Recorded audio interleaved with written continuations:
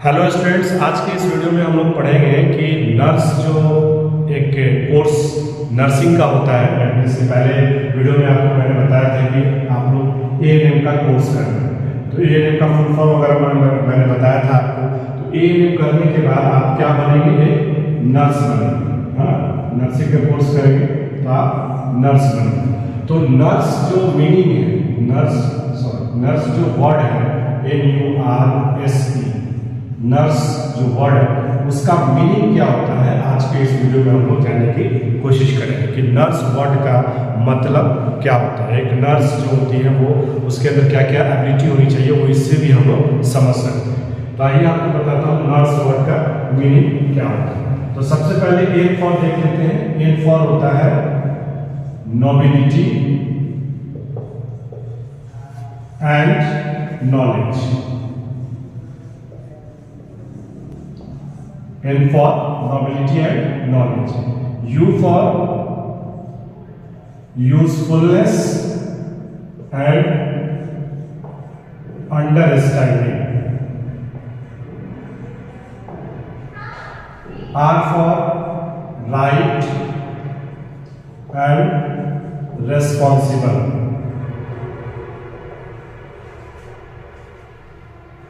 S for simple and sympathy. वहीं पे ई की बात करें तो E for effectiveness and efficiency.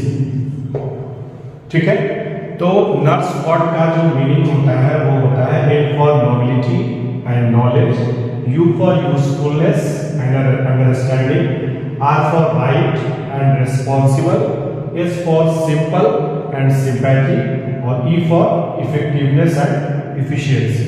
अब इसका मैं आपको हिंदी मीनिंग बताता हूँ और साथ ही साथ उसको डिस्क्राइब करने की भी कोशिश करता हूँ।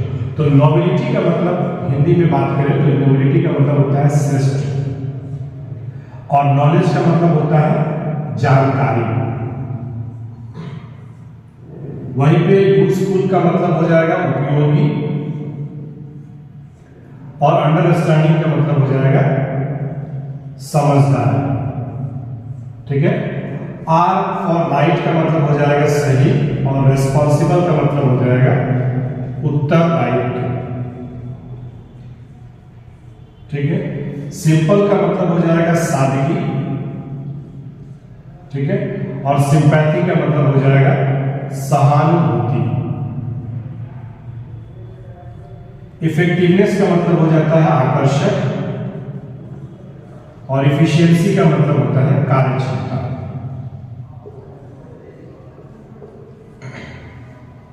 ठीक है, तो अब इसको हम लोग समझते हैं। देखिए, एक नर्स, अगर आप एक नर्सिंग का कोर्स करने के बाद एक नर्स बनते हैं, आप एएनएम वर्कर हैं, जीएनएम है या बीएससी नर्सिंग किया, मतलब एज ए स्टाफ नर्स या एज ए नर्स आप ग्राउंड में काम कर रहे हैं, कम्युनिटी में काम कर रहे हैं, या फिर हॉस्पिटल में काम कर रहे हैं, तो आपके अंदर ये सारी जो क्वालिटी है, एक तरीके से क्वालिटी इसके अंदर ही, इस मीनिंग के अंदर ही छुपी है, वो सारी आपके अंदर ही होनी चाहिए। तो क्या है? सबसे पहले नोबिलिटी। नोबिलिटी का मतलब श्रेष्ठ। अब यहाँ पे श्रेष्ठता का मतलब क्या है? उच्च, है ना। तो उच्च का मतलब यहाँ पर ये नहीं कि आपको बहुत प्राउडनेस होना चाहिए कि मैं इस फील्ड में हूँ या मेरा ये पोस्ट है, इस तरीके का श्रेष्ठता आपके पास नहीं होनी चाहिए। आपके पास श्रेष्ठता होनी चाहिए आपके जानकारी के अनुसार, कि आप हर काम में कहीं ना कहीं कोशिश करें कि आगे रहें। ठीक है, श्रेष्ठ रहने की कोशिश करें, और जानकारी तो आपको होना ही चाहिए। अगर एक नर्सिंग स्टाफ है, एएनएम का कोर्स किया हुआ है या जीएनएम का कोर्स किया है, तो आपके पास नॉलेज होना ही चाहिए। दूसरा है यूजफुलनेस। अब देखिए, एक दूसरे से ये कंपेयर है। नॉलेज अगर होगा तो उसको उपयोग कहाँ करना है, उसका भी ज्ञान हमारे पास होना चाहिए। तो एक नर्स को अपने नॉलेज को कैसे उपयोग करना है, दैट मींस उपयोगिता कैसे होनी चाहिए। नेक्स्ट वन, समझदारी। तो अगर आप पढ़े लिखे हैं, नॉलेजेबल है, आपके अंदर नॉलेज है, तो उस उपयोग किए गए नॉलेज को कहाँ इस्तेमाल करना है, ठीक है, उसकी भी समझदारी होनी चाहिए। अब सपोज दैट कोई पेशेंट है, उसको कैसे ट्रीट करना है, उसका नॉलेज आपके पास है, तो कब कैसे करना है, ये चीज आपके पास समझदारी होनी चाहिए। ठीक है, and next right, R for right. तो राइट का मतलब यहाँ पे है सही। आपको हमेशा क्या करना है, सही रहने की कोशिश करनी है। अगर आपको ऐसा लगता है कि कोई जानकारी मेरे पास नहीं है या मुझे इसके बारे में पता नहीं है, तो आप वो फटाक से बोले कि मुझे इसके बारे में जानकारी नहीं है, मैं आपको बाद में बता दूंगी या बाद में बता दूंगा। या कोई चीज़ मान लीजिए पढ़ रहे हैं और किसी से शेयर कर रहे हैं और वो चीज़ आप क्लासरूम में ही पढ़ा रहे हैं और मुझे कुछ पता नहीं है, तो मैं आपको बोल सकता हूँ कि आपको ये पढ़ के कल बता दूंगा। तो ये क्या होगा, एक सही वे होगा। गलत जानकारी कभी किसी के साथ जो है वो शेयर नहीं करनी, ठीक है। अब मान लीजिए suppose that as for example मैं बता रहा हूँ कि आप अपने गांव में पढ़ के जाते हैं या अपनी मेडिकल प्रोफेशन की पढ़ाई पढ़ रहे हैं, नर्सिंग का कोर्स कर रहे हैं और किसी पेशेंट से आपकी मुलाकात हुई या फिर आपके गांव के किसी व्यक्ति ने बोला कि थोड़ा ये पढ़ के बता दीजिए कि दवाई हमको कैसे खाना है, और आप जो है ओवर कॉन्फिडेंस में भाई कि नहीं बताएंगे तो मेरी बेइज्जती हो जाएगी, नहीं बताएंगे तो लोग क्या कहेंगे, ठीक है। तो आप वहाँ पे जानते हैं कि मुझे सही रहना है, मुझे जानकारी नहीं है, फिर भी आप बोलते हैं कि भाई जाइए इस दवा को 3 बार खा लीजिए, और गलती से क्या होता है, वो दवा जो है नींद की होती है और आप बता देते हैं, तो मरीज खाएगा सोएगा, उठेगा सोएगा, खाएगा दवा, यही होगा। तो इसलिए कभी भी गलत बात किसी को या गलत ट्रीटमेंट देने की कोशिश नहीं करनी, तो हमेशा अपने काम के प्रति सही रहना। दूसरा है आर फॉर रेस्पॉन्सिबल। रेस्पॉन्सिबल का अर्थ यहाँ पर यह है कि उत्तरदायित्व, है ना। आप किसी के अंडर में जब काम करते हैं तो उसको उत्तर देना होता है कि डॉक्टर्स जैसे आपको दवा वगैरह लिख के चले गए, आपको नर्सिंग केयर करना है, तो वो आके आपसे विजिट करेंगे, आपसे उत्तर पूछेंगे कि मैंने जो दवा लिखा था, आपने जो उस दवा को दिया उससे मरीज को कितना आराम पहुंचा है, या फिर मरीज के अटेंडर भी आपसे पूछेंगे कि मैडम आपने जो दवा दिया था उसका कितना इफेक्ट हुआ। तो आप एक रिस्पॉन्सिबल पर्सन है, उसको आपको समझना पड़ेगा, अपने उत्तरदायित्व को आपको निभाना पड़ेगा। दूसरा है सिंपल। S for simple. तो सिंपल का मतलब आप अपने ड्रेस से आइडेंटिफाई कर सकते हैं। आपको जो नर्सिंग का प्रोफेशन का जो ड्रेस दिया जाता है वो बिल्कुल ही सादा होता है ना।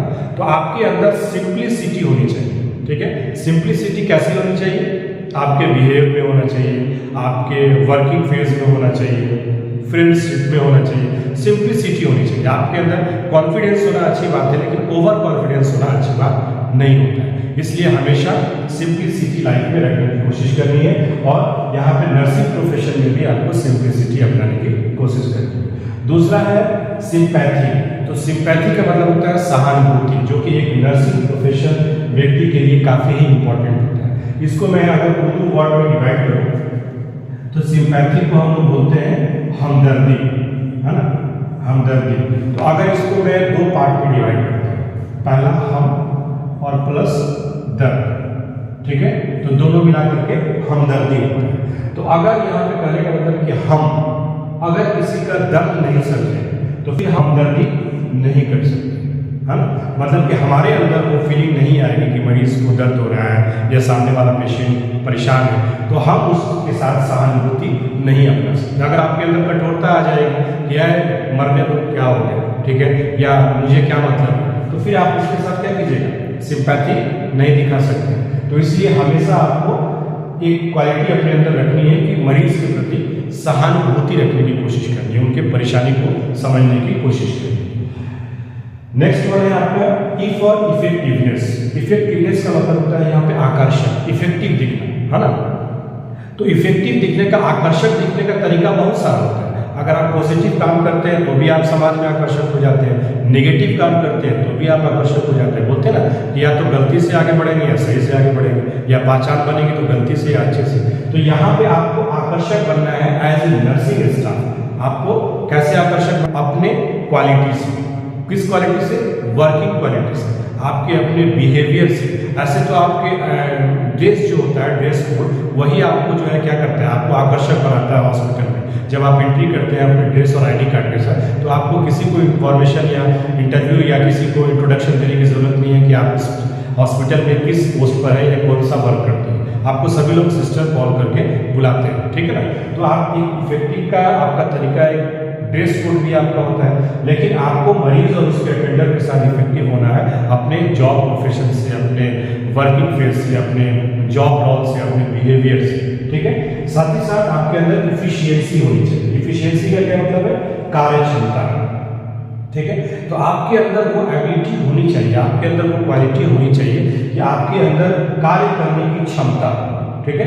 अब कार्य करने की क्षमता से अर्थ है कि आप किस कंडीशन में, किस पोजीशन में जो है पेशेंट के साथ किस तरीके से ट्रीट करते हैं। कभी कभी स्थिति ऐसी भी होती है कि हमें 24 घंटा, कभी 72 घंटा, या स्थिति ऐसी भी होती है कि अटेंडर बहुत परेशान है और मरीज बिल्कुल क्रिटिकल कंडीशन में है और उसको एम्बुलेंस में लेकर के हमें बहुत दूर जाना है। तो आप ऐसा नहीं कह सकते हैं कि मेरे पास टाइम नहीं है या उस कंडीशन में मेरा ड्यूटी ऑफ हो रहा है। तो आपके अंदर कार्य करने की कोई क्षमता होनी चाहिए कि आप ज़्यादा से ज़्यादा समय तक जो है कार्य कर सकें। आपने देखा होगा कि जो साउथ इंडियन नर्सेज होती हैं वो बेसिकली उनके अंदर कार्य क्षमता काफ़ी ज़्यादा होता है, वो काफ़ी देर तक जो है पेशेंट को ट्रीट करने का काम करती है, इसलिए उनको जो है कि रिगार्ड किया जाता है और उनको बेहतर बनाया जाता है। तो एक नर्स के अंदर जो नर्स का मीनिंग होता है, मीनिंग ऑफ नर्स, उसके अंदर उनकी क्वालिटी छुपी हुई है। अगर इस तरीके का बात अगर कहा जाए तो ये गलत नहीं हो, क्योंकि जब एक आप नर्स बनते हैं तो ये सारी क्वालिटीज आपके अंदर होनी चाहिए और ये मीनिंग आपको पूरा बताता है कि एक नर्स को किस तरीके से होना चाहिए। तो आशा करता हूँ कि आप सभी को समझ में आया होगा। अगर आप सभी हमारे चैनल को पहली बार देख रहे हैं तो प्लीज़ नीचे लाल कलर के बटन को दबा के चैनल को सब्सक्राइब करें। और आपको बताता चलूँ कि अगर आप हमारे ANM कोर्स को करना चाहते हैं, मतलब मेरे क्लासेस को करना चाहते हैं, तो आपको प्ले स्टोर पे क्या करना है, प्ले स्टोर पर आप जाएंगे, प्ले स्टोर पर आपको जाना है और वहां पे सर्च करना है क्या, हेल्थ जंक्शन बिहार, ठीक है, हेल्थ जंक्शन बिहार। आप जब इसे सर्च करेंगे प्ले स्टोर पर तो आपको वो एप्लीकेशन इंस्टॉल करना है और फिर आप जो है हमारे नर्सिंग के पूरे कोर्स को जो है परचेस कर सकते हैं। केवल कितना, 999, मतलब 999 रुपये में आप पूरे कोर्स को जो है हमारे परचेस कर सकते हैं। पूरे ANM कोर्स को केवल 999 रुपये दे करके आप पढ़ सकते हैं। तो ये आपके लिए बहुत ही बेनिफिशियल होगा। अगर आप कोर्स लेना चाहते हैं तो प्ले स्टोर से अभी डाउनलोड करें